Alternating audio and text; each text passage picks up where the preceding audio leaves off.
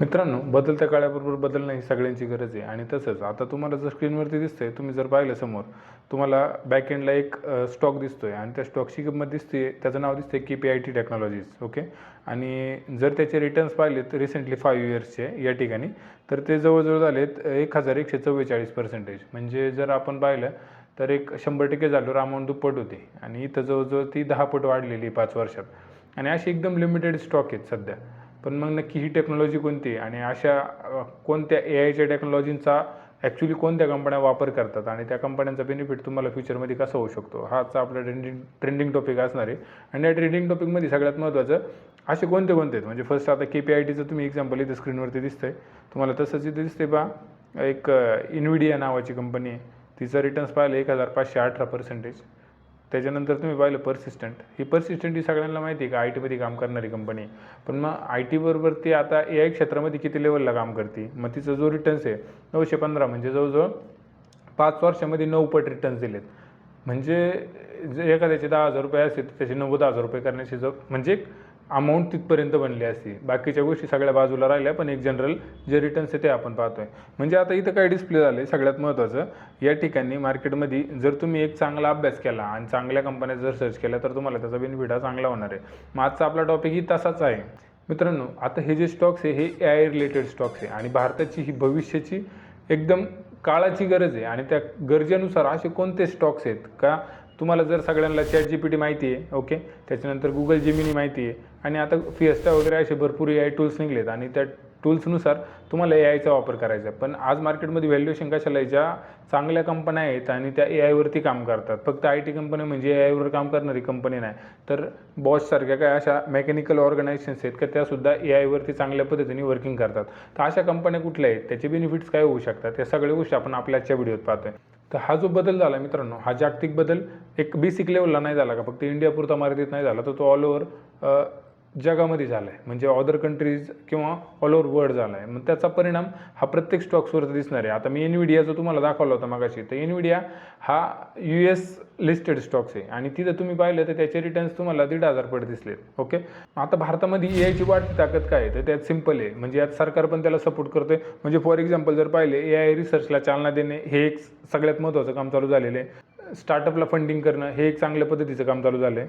आणि गव्हर्नमेंट तसंच प्रायव्हेट सेक्टरमध्ये सुद्धा AIचा वापर वाढवायचा आहे. मग या सगळ्या गोष्टींसाठी सरकार सपोर्ट करत आहे. मग यासाठी इंडिया AI मिशन्स आणि या इंडिया AI मिशन्सच्या अंडर भारत सरकारने 10,000 कोटी रुपये फक्त ह्या सेक्शनसाठी दिलेले आहेत का, AI या सेक्शनसाठी त्याला यूज करायचा आहे, AIची डेव्हलपमेंट करायची आहे. मग त्याचा एक बेनिफिट हा प्रत्येक ऑर्गनायझेशनला होऊ शकतो.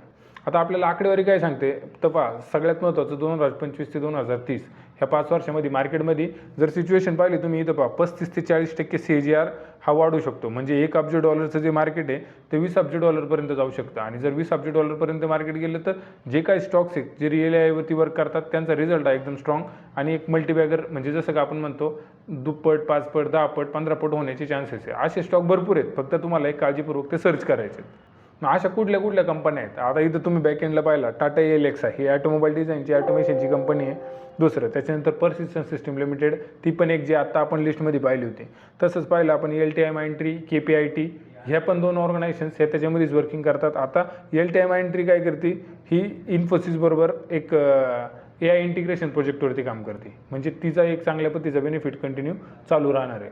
इतर सेक्टर्समध्ये आपण टेक महिंद्रा धरू शकतो. टेक महिंद्रा बरोबर तुम्ही बॉश कंपनी धरू शकता.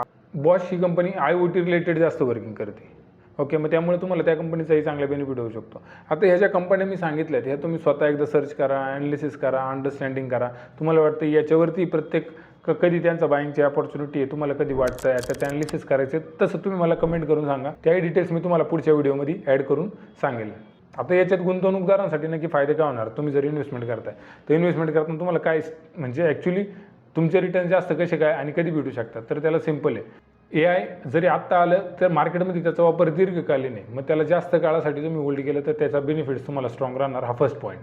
सेकंड, AIमुळं जो काही रोजगार वाढण्याचे चान्सेस आहे तो एक स्ट्रॉंग पॉईंट राहील मार्केटमध्ये. त्याच्यामुळे एक AIला थोडा एक इंडियन गव्हर्नमेंटनी सपोर्ट केलेला आहे.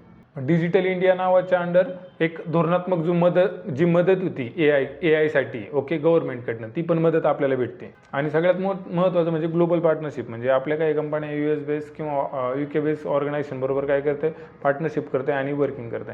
आता हे झाले एक सिंपल का याचा काहीतरी फायदा बेनिफिट्स हा प्रत्येक माणसाला होऊ शकतो, कंपनीला होऊ शकतो AI बेसच्या.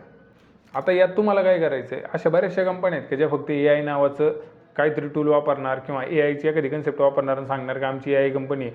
तुम्हाला ते अंडरस्टँड करायचं आहे का ती कंपनी AI रिलेटेड वर्किंग करते का, तिचा तेवढा बेनिफिट होतोय का ती फक्त AI नावं लावले, तिच्या टेक्नॉलॉजीज त्याच्याच रिलेटेड वर्किंग करतात का, याचा अभ्यास तुम्हाला करायचा आहे. AI कंपन्यांचा PE रेशो आणि फंडामेंटल्स या दोन्ही गोष्टी प्रॉपर चेक करायच्या, म्हणजे तुम्हाला कळतं की ती कंपनी ग्रोथ रेशोला किती कॉन्स्टंट राहू शकते. मग AI क्षेत्रात अशी कुठली कंपनी आहे का जिचा आता बेनिफिट कमी दिसतोय पण पुढच्या 5-10 वर्षात लॉंग टर्मसाठी ती कन्सिस्टंट वर्क करून मोठा बेनिफिट करू शकते.